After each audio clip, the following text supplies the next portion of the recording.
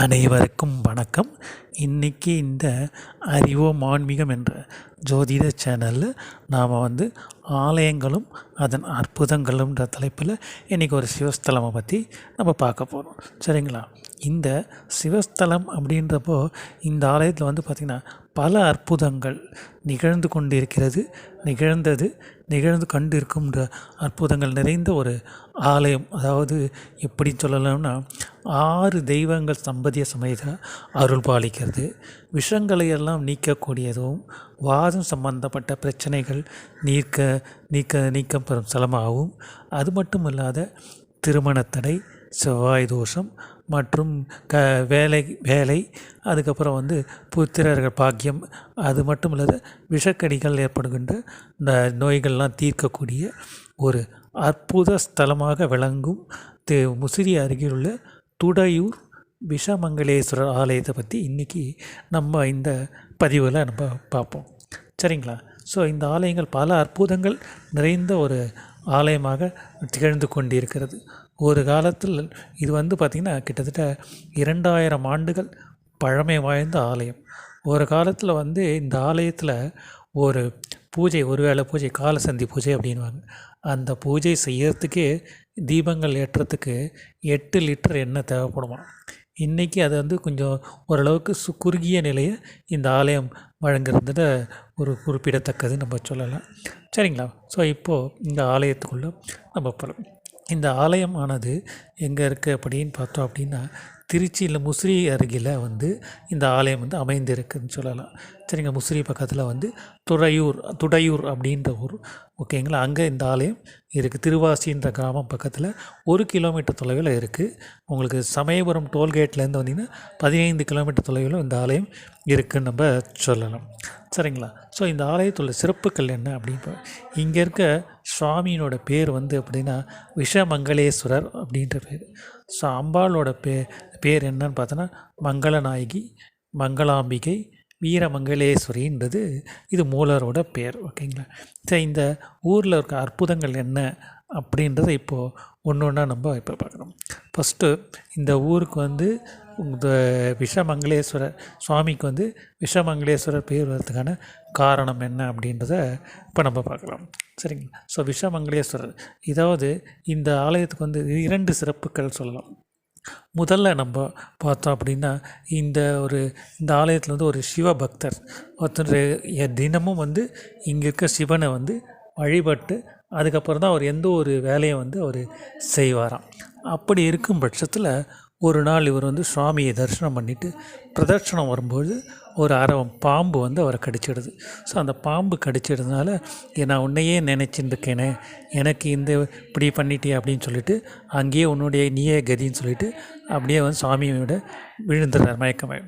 அப்போது இவருடைய அன்பில் பாத்திரமாக இறங்கிய சிவபெருமான் இவருக்கு அந்த இவர் உடம்பில் இருக்க அந்த விஷத்தெல்லாம் நீக்கிட்டு இவர் ஒரு உயிர்ப்பித்து கொடுக்குறார். அதுலேருந்து இவருக்கு அதே பேரே விஷமங்களேஸ்வரர் அப்படின்ற ஒரு பேரும் வந்தது. அது மட்டும் இல்லாத பார்க்கடல் களையும் போது ஆலகால விஷம் எல்லாருக்குமே தெரியும். ஸோ அந்த ஆலகால விஷத்தை அருந்தியவர் இங்கே இருக்க இந்த சிவபெருமான் அதையும் அதை மங்களமாக மாற்றிட்டதுனால இவருக்கு விஷமங்களேஸ்வரர் அப்படின்ற ஒரு பேரும் வந்தது. ஸோ அதனால் அம்பாளுக்கும் அதே பேர் மங்களாம்பிகை, மங்களநாயகி, வீரமங்களேஸ்வரி அப்படின்ற பேரோட இந்த ஆலயம் விளங்குதுன்னு அப்படின்னு நம்ம சொல்லலாம். அடுத்து இந்த ஆலயத்துக்கும் மகாபாரதத்துக்கும் உள்ள தொடர்பு என்ன அப்படின்றத நம்ம பார்க்கணும். ஸோ இந்த ஆலயத்தில் பார்த்திங்க அப்படின்னா, இந்த ஆலயத்துக்கு மகாபாரதத்தில் காந்தாரி இங்கே வழிபட்டு விளக்கு பூஜை செய்தனால அதுலேருந்து விளக்கு பூஜையோட விஜயம் செய்து வழிபட்ட ஒரு ஸ்தலமாகவும் இந்த ஆலயம் விளங்குது அப்படின்னு சொல்லலாம். அதே போல் இதில் என்ன இன்னொரு சிறப்பு அப்படின்னா, இங்கே இருக்க இந்த ஆலயத்தில் விஷக்கடிகள் நீக்கிறதுன்னு சொல்லுவோம். இது இதுவும் மகாபாரதத்துக்கும் என்ன தொடர்பு அப்படின்றது இப்போது நம்ம பார்க்கலாம். ஸோ மகாபாரதத்தில் கிருஷ்ண பெருமான் என்ன பண்ணுறார் அப்படின்னா, ஒரு முறை இந்த ஊரில் இங்கே இருக்க பவள சீந்தல் கொடி, ஓகேங்களா, மலைப்பவள சீந்தல் கொடி அப்படின்ற ஒரு கொடி இதை எடுத்துன்னு போயிட்டு பீமனுக்கு வந்து விஷத்தினால் நாகத்தினால் இது ஏற்பட போகுது அப்படின்னு அவர் அறிஞ்சதுனால ஆபத்து இருக்குன்னு தெரிஞ்சதுனால ஒரு வாட்டி திருதராஷ்டிர சபைக்கு போகும்போது இந்த கயிறு இருக்கு இல்லையா, சீந்தல் கொடி, மலைப்பவள சீந்தல் கொடி எடுத்து பீமனோட இடுப்பில் கட்டுறார். ஸோ இந்த சீந்தல் கொடியான எத்தகையப்பட்ட விஷ ஜந்துக்கள், கடிக்கல் ஜந்துக்கள் எதுவாக இருந்தாலும் அதிலேருந்து இவங்களுக்கு காப்பதற்கு, தீமைகள் எதுவும் அண்டாமல் இருக்க காப்பதற்காக அந்த கொடியை வந்து அவருடைய பீமனோட இடுப்பில் வந்து அவர் கட்டி விடுறார்.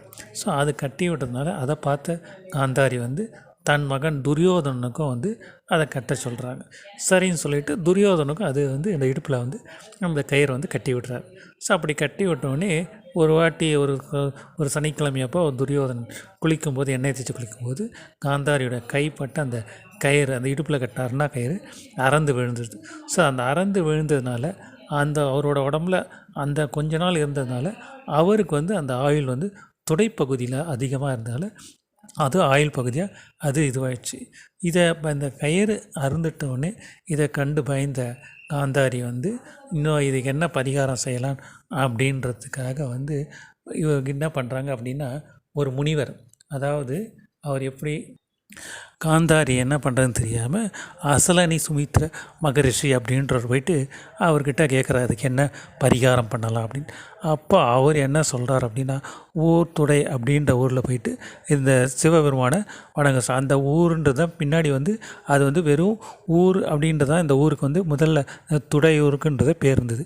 இப்போ வந்து அது வந்து துடையூர் அப்படின்ற பேரில் வழங்கியிருக்கு. ஸோ அந்த ஆலயத்தில் போயிட்டு அதை வழிபட்டு சொல்கிறாங்க. அந்த ஆலயப்பட்டு வழிபட்டு வந்தால் இவருக்கான ஏற்ற பரிகாரம் இருக்கும் அப்படின்னு நம்ம அவர் சொல்லிடுறார். அதை வந்து அவங்க வந்து இப்போ துரியோதனன்கிட்ட அப்போ சொல்கிறாங்க.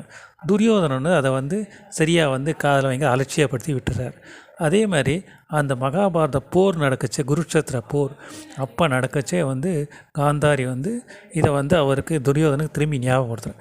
அப்போ அந்த காலகட்டத்தில் அவனால் அங்கேருந்து வர முடியாததுனால அவனுடைய கதை முடிந்ததுன்றது எல்லாருக்கும் வந்து ஒரு தெரிஞ்ச விஷயம். ஓகேங்களா? அதே மாதிரி இந்த அசல சுமித்ர முனிவர் அப்படின்றவர் இன்றும் வந்து இந்த ஆலயத்தில் வழிபடுறதா ஒரு ஐதீகம் இருக்குது. அதனால் அவர்கள் வந்து எந்த விதமான தோஷங்கள், அதே எந்த விஷக்கடிகள் நீங்கினாலும் அது நீங்கும் தலமாகவும் இந்த ஆலயம் விளங்குது அப்படின்றதுல எந்த ஒரு ஐயமும் இல்லைன்னு கூட நம்ம சொல்லலாம். அதுக்கு அடுத்தபடியாக இந்த ஆலயத்து நுழைவாயில் முன்னாடியே பார்த்திங்க அப்படின்னா வெளியே வந்து ஒரு முனீஸ்வரர், வாத முனீஸ்வரர்னு பேர். ஸோ அவருடைய ஆலயம் அந்த இடத்துல இருக்குது. இவருக்கு என்ன சிறப்பு அப்படின்னு நம்ம பார்த்தோம் அப்படின்னா, பொதுவாகவே வந்து சிவாலயங்கள், விஷ்ணாலயங்கள்லாம் போச்ச வந்து முனீஸ்வரர் ஆலயம் ஒன்று இருக்கும். இங்கே முதல்லையே இருக்குது, சுவாமிக்கு என்ட்ரன்ஸ்லேயே வந்து இந்த ஆலயமானது இருக்குது. இதுக்கான சிறப்பு என்ன அப்படின்னு நம்ம பார்த்தோன்னா, இங்கே இருக்க இந்த வாத முனீஸ்வரருக்கு செவ்வாய்க்கிழமை, சனிக்கிழமை மற்றும் அமாவாசை, பௌர்ணமி தினங்களில் வந்து நல்லெண்ணெயில் அது கூட வந்து மூலிகை கலந்த தைலம் இருக்கு இல்லைங்களா, அதை ரெண்டும் சேர்ந்து சுவாமிக்கு வந்து உச்சி முதல் பாதம் வரை அபிஷேகம் செய்வாங்க. ஸோ அந்த அபிஷேகம் செய்த அந்த எண்ணெயை வந்து வாங்கி வந்து இந்த நரம்பு பிரச்சனை இருக்கிறவங்க, வாதம் சம்மந்தப்பட்ட பிரச்சனைகள் இருக்கிறவங்க, பேச்சு வராமல் இருக்கிறவங்க, இந்த ஆர்டிசன் பேபி அப்படின்னு நம்ம சொல்லுவோம் இல்லைங்களா, மூளை வளர்ச்சி கொண்டது, நினைவாற்றல் கம்மியாக இருக்கிறது, ஒரு சில நம்ம மந்த புத்தியாக இருக்குது நம்ம சொல்கிறோம் இல்லைங்களா.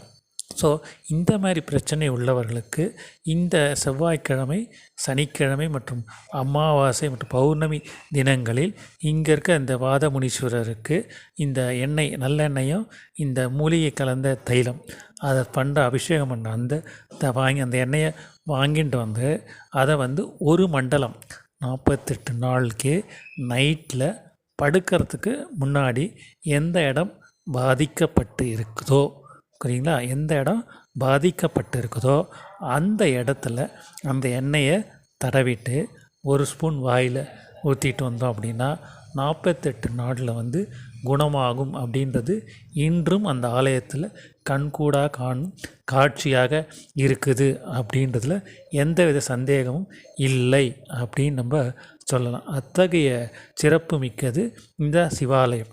அது மட்டும் இல்லாத இங்கே இந்த எண்ணெயை தடவை சாமிக்கு மேலே பற்ற அந்த அபிஷேகத்து எண்ணெயினாலும் அந்த சிவ சிவனோட வாத முனீஸ்வரோட தெய்வீக சக்தியினாலும் நோய்கள் எல்லாமே குணமாகும் அப்படின்ற ஒரு முக்கியமான ஐதீகம் இன்றும் போற்றப்படுகிறது. அதை இன்றும் அந்த ஆலயத்தில் கண்கூடாக பார்ப்பதாக அந்த ஆலயத்தின் பரம்பரை அர்ச்சகர்களாக இருக்குபவர் கூறி வருவதாக கூறுகிறார்கள். இங்கே அத்தகைய சிறப்பு மிக்கது இந்த வாதமுனீஸ்வரர் இந்த ஆலயம் அப்படின்னு நம்ம சொல்லலாம். அதுக்கு அடுத்தபடியாக இங்கே இருக்க சுவாமி, அதான் சொன்னால விஷமங்களேஸ்வர சுவாமி, இந்த விஷக்கடிகள் வண்டுக்கடி விஷக்கடி எப்பேற்பட்ட விஷக்கடியாக இருந்தாலும் அதை நோக்கும் அந்த நோய்களை நீக்கும் ஸ்தலமாகவும் இருக்குதுன்னு நம்ம சொன்னோம். ஸோ இதுக்கு என்ன அப்படின்னு பார்த்தோம் அப்படின்னா, இங்கே இருக்க மூலவர், அதாவது இந்த மூலவர் தான் ரொம்ப விஷமங்களேஸ்வர சுவாமிக்கு விபூதியில் அர்ச்சனை பண்ணுவாங்க. அது ஒரு சிறப்பு, மற்ற ஆலயங்கள் இல்லாதது. ஸோ அந்த விபூதியில் அபிஷேகம், அந்த விபூதியை பிரசாதமாக வாங்கிட்டு அதையும் அந்த விபூதியை அந்த எந்த இடத்துல நம்ம கடிச்சிருக்கோ அந்த இடத்துல அந்த விபூதியை தடவிட்டு ஒரு மண்டலம் செய்யணும். இதையும் ஓகேங்களா, 48 நாள். ஒரு மண்டலன்றது 48 நாள். அந்த 48 நாள் ஒரு மண்டலம். அதை அந்த இடத்த தடவி கொஞ்சோண்டு வாயில் டெய்லி போட்டுட்டு வந்தோம் அப்படின்னா அந்த சுவாமியின் அருளாலையும் அந்த அபிஷேக தீர்த்த மகிமையினாலும் அந்த ஜந்துக்கள் விஷக்கடியானது பரிபூர்ணமாக குணமாகும் அப்படின்ற ஒரு சிறப்பு இந்த ஆலயத்தில் இருக்குது அப்படின்னு நம்ம சொல்லலாம். அதுக்கு அடுத்தபடியாக பார்த்திங்கன்னா அம்பாள், இங்கே இருக்க சுவாமி கிழக்கு நோக்கி இருப்பார் மூலவர். ஓகேங்களா, அம்பாள் தெற்கு நோக்கி இருப்பாங்க. ஸோ இங்கே இருக்க அம்பாளோட பேர் மங்களாம்பிகை, வீரமங்களேஸ்வரி, மங்களாம்பிகை அப்படின்னு மங்களநாயகி அப்படின்னு நம்ம சொன்னோம். ஸோ இவங்களுக்கு இங்கே இருக்க அந்த ஒரு சிறப்பு என்ன அப்படின்னு நம்ம பார்த்தோம். இப்போ திருமண தடை அந்த மாதிரி விஷயங்கள் இருக்குதுன்னு நம்ம சொன்னோம் இல்லைங்களா. ஸோ அப்படிப்பட்ட திருமண தடை உள்ளவர்கள், தாமதமாக திருமணமாக ரொம்ப நாள் திருமணத்தடை உள்ளவர்கள், தாமதமாக திருமணம் நடப்பவர்கள்லாம் இங்கே ஆலயத்தில் இருக்க இங்கே அம்பாள் மங்களநாயகியை என்ன எப்படி வழிபடணும் அப்படின்னா, அவங்களுடைய ஜாதகத்தோட ஒரு மஞ்சள் கிழங்கு, ஒரு எலுமிச்சை பழமோடு இங்கே இந்த அம்பாள் காலையில் 9லேருந்து 11 மணிக்குள்ளே குளிச்சுட்டு, அங்கேயே அந்த கோயிலே குளிக்கணும். குளிச்சுட்டு சுவாமிக்கு 11 தீபம் ஏற்றி 11 முறை பிரதட்சணம் பண்ணோம் அப்படின்னா, இதை தொடர்ந்து 5 வாரங்கள் செய்து வந்தாங்க அப்படின்னா தடைப்பட்ட திருமணம் விரைவில் நல்ல வரன் அமைந்து நல்ல செல்வங்கள்லாம் நிறைம்பெற வாழ்வார்கள்ன்றதுல எந்த ஒரு சந்தேகம் இல்லைன்னு நம்ம சொல்லலாம். அடுத்தபடியாக இன்னொன்று என்ன அப்படின்னு பார்த்தோன்னா, இங்கே அம்பாளுக்கு இன்னொரு சிறப்பும் இருக்குது. செவ்வாய் தோஷம், செவ்வாய் பார்வையினால் ஏற்படக்கூடிய தோஷங்கள் எல்லாமே நிவர்த்தி பண்ணும் ஒரு செவ்வாய் தோஷ ஸ்தலமாக இந்த ஆலயம் விளங்குகிறது அப்படின்றதுல எந்த ஒரு சந்தேகம் இல்லை. அப்படி செவ்வாய் தோஷம் உள்ளவர்கள், செவ்வாயினால் பார்வையினால் பாதிக்கப்பட்டவர்கள் இங்குள்ள அம்பாளை செவ்வாய்க்கிழமையில் செவ்வலரி மலர் அதையும் சாத்தி 11 நெய் தீபம் ஏற்றி, ஓகேங்களா, 11 நெய் தீபம் ஏற்றி 11 முறை வலம் வந்தார்கள் அப்படின்னா அவர்களுக்கு செவ்வாயினால் ஏற்படக்கூடிய தோஷங்கள் நிவர்த்தியாகி அதனால் நன்மைகளே அதிகமாக கிடைக்கும் அப்படின்ற ஒரு சிறப்பும் இந்த ஆலயத்தில் இருக்குது அப்படின்னு நம்ம சொல்லலாம். அதுக்கு அடுத்தபடியாக பார்த்தோன்னா, இங்கேருந்த இந்த ஆலயத்தில் இன்னும் சிறப்பு அப்படின்னா, இங்கே எல்லா கோயில் ஆலயங்கள் நம்ம போனால் கூட 2 அல்ல 3 தெய்வங்கள் சம்பதிய சமேதராக இருப்பாங்க. இந்த ஆலயத்தில் இங்கே பார்த்திங்கன்னா 6 தெய்வங்கள் தம்பதிய சமேதராக இருக்காங்க. அது ஒரு சிறப்பு, வேறு எங்கேயும் இல்லாத அது ஒரு சிறப்பு. இங்கே யார் அப்படின்னு நம்ம பார்த்தோம் அப்படின்னா முதல்ல மூலவரான மங்களேஸ்வரர், மங்களநாயகி, ஓகேங்களா. அதுக்கு அடுத்தபடியாக சூரிய பகவானை இங்கே தம்பதியராக இருப்பார். உஷாதேவி, பிரத்யுஷாதேவியோட சூரிய பகவான தம்பதியோடு இருப்பார். அதுக்கு அடுத்தபடியாக முருகப்பெருமான், வள்ளி தேவயானையோட முருகப்பெருமான் இருக்கிறார். அதுக்கு அடுத்தபடியாக பார்த்திங்க அப்படின்னா கார்த்தியாயினி கல்யாண சுந்தரர் பெருமாளும் இருக்கார். அதுக்கு அடுத்தபடியாக லக்ஷ்மி நாராயணராவும் பெருமாள் இங்கே இருக்கிறார். அதுக்கு அடுத்தபடியாக பார்த்திங்கன்னா பிரம்மா சரஸ்வதி. இங்கே இருக்க சரஸ்வதி வந்து பார்த்திங்கன்னா யோக ஞான சரஸ்வதியாக இந்த ஆலயத்தில் இருக்காங்க. ஸோ 6 பேர் வந்து இந்த 6 தெய்வங்கள் தம்பதியராக இருக்கிறது ஒரு சிறப்பு. அது அடுத்தபடியாக இன்னொரு சிறப்பு என்ன அப்படின்னு பார்த்தீங்கன்னா, வேறு எங்குமே நிகழாத ஒரு சிறப்பு இந்த ஆலயத்தில் இருக்குது. என்னன்னு பார்த்தோம் அப்படின்னா வந்து சுவாமி இங்கே பிரம்மா சரஸ்வதிக்கு திருக்கல்யாண வைபவம். இது வந்து வேறு எந்த ஒரு ஆலயத்துலையுமே கிடையாதுன்னு சொல்லலாம். அந்த வந்து ஒரு சிறப்பு வந்து இந்த ஆலயத்தில் இருக்குது. பிரம்மா சரஸ்வதிக்கு திருக்கல்யாணம் நடக்கிற ஒரு வைபவமும் இந்த ஆலயத்தில் இருக்குன்னு அப்படின்னு சொல்லலாம். இது வந்து வைகாசி மாதம் விசாக நட்சத்திரத்தில் ஒரு நல்ல நாளில் வந்து இங்கே இருக்க சுவாமிக்கு வந்து இந்த பிரம்ம சரஸ்வதிக்கு வந்து திருக்கல்யாணம் வைபவம் இன்றும் நடைபெற்று இருக்கிறது. அது மட்டும் இல்லாத அது பிரம்ம முகூர்த்தம் என்று சொல்கிற அந்த காலையில் 4:30 6 மணி வரை அந்த காலையில் வந்து இந்த திருமணமான வைபவமானது இன்றளவு நடைபெறுகிறது. இதில் கலந்து கொள்ளிருப்பவர்களுக்கும் திருமண தடை நீங்கும் என்ற ஒரு இதுவும் வந்து இந்த ஆலயத்தில் இன்றும் பின்பற்றப்படுகிறதுன்னு சொல்லலாம். அதுக்கு அடுத்தபடியாக வந்து பார்த்திங்கன்னா இங்கே இருக்க ஆலயத்தில் வந்து இன்னொரு சிறப்பும் இருக்குது. அதாவது என்ன சொல்லலாம்னா தட்சிணாமூர்த்தி சிறப்பு. மற்ற ஆலயங்கள்லாம் தட்சிணாமூர்த்தி பத்மாசனம் போட்டு உட்கார்ந்த நிலையில் இருப்பார்.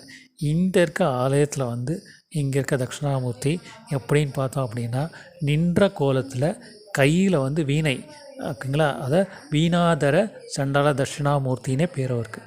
ஸோ கையில் வந்து வீணாதர இதை வச்சு வீணையை வச்சு அருள் பாலிக்கிறார். அத்தகைய சிறப்பு. அதனால் இங்கே வந்து இவர் வந்து என்ன இன்னொரு சிறப்பு என்ன, கண் பார்வை